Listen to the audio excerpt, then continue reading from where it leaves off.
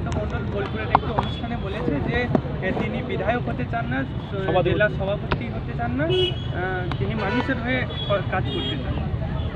ভালো কথাই বলেছেন, ভালো কথাই বলেছেন। তিনি বীরভূম জেলায় মানুষ হয়ে কাজ করতে চান, করুন না, সবাই তো করছে, আমরাও তো করছি, মানুষ হয়ে কাজ করছি। দল যাকে দায়িত্ব দেবে সেই দায়িত্ব পালন করবে। দল যদি কাউকে বলে বিধায়ক করব, সে বিধায়ক হবে। দল যদি কাউকে বলে সভাধিপতি করব, সে সভাধিপতি হবে।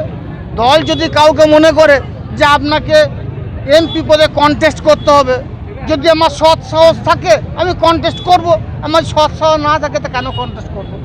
তার জন্য সৈনিক হিসেবে থাকাই ভালো। যে জায়গা আছে, দল যাকে যে দায়িত্ব দিয়ে সে দায়িত্ব পালন করছে।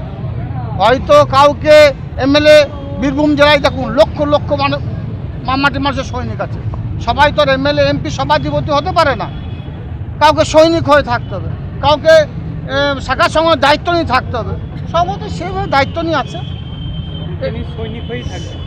এটা তার ব্যাপার। দল যেটা ভালো বুঝবে সেটা। দল যদি আজকে আমাকে সভাধিপতি করেছে, কালকে যদি মনে করে যে কাজল তোমাকে সভাধিপতি থাকতে হবে না, রিজাইন দিয়ে দেবো।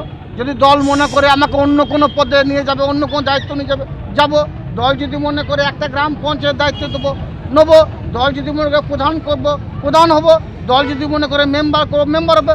দল যদি মনে করে তুমি একটা শাখার সঙ্গে দায়িত্ব নিয়ে বসে থাকো, চুপ করে বসে থাকবো। তো সভাপতি তিনি সেভাবে হয়তো বসে আছেন।